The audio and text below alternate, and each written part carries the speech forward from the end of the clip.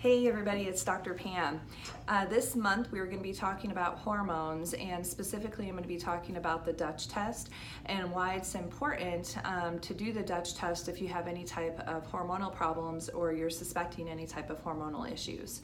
So as many of you know, when people come in and they're complaining about a variety of symptoms, one of the things in our medicine is that anything can cause anything. And when we're trying to figure out the underlying cause of your problem, doing some sort of lab testing is extremely helpful because it really helps us to hone in on where the problem is coming from. And one of the things that we've utilized quite a bit over the past almost 2 years now is the urine Dutch test to assess hormone imbalances. And this has been a really valuable tool because we can look at things like estrogen, how you're breaking down your estrogen, progesterone, testosterone, cortisol, melatonin levels. And this is important, for example, if you're having sleep issues and if your melatonin levels are low, then the supplement melatonin is probably going to help you. If your melatonin levels are not low, then taking that supplement is probably not going to do anything for your sleep. The other thing that they've added on to this test are some neurotransmitter markers that have to do with mood, anxiety, and sleep as well. So by giving us a picture of your hormones and some of these other neurotransmitter markers, we're better able to target your therapy and your supplements and maybe even some of your hormones in general by using estrogen or progesterone if needed. And that way we're not guessing where the problem is coming from.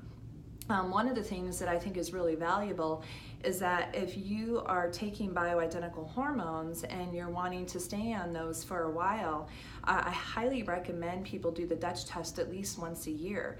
And the reason is because we can see how you're breaking down your estrogen. And some of the different metabolites that are produced when you're breaking down estrogen can go down what we call bad pathways.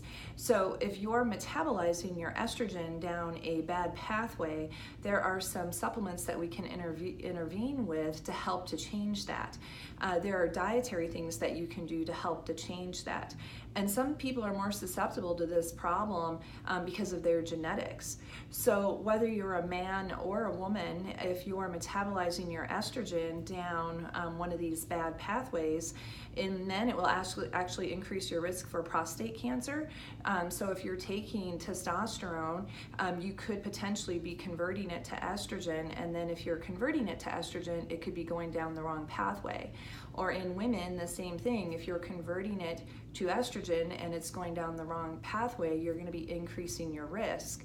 So we want to try to do things as safely as possible. Is this a guarantee you won't get cancer? No, it's not, but it's the best tool we have at this point to try to minimize any type of risk. And our goal is to try to optimize your nutrition, optimize your supplements, and to do things in a way that we are creating as vibrant health as possible. So if you have any questions about the Dutch test, you're more than welcome to come talk to me or Dr. Bailey.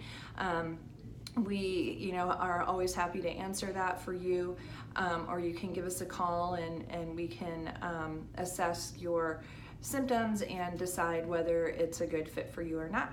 All right, we will see you guys later.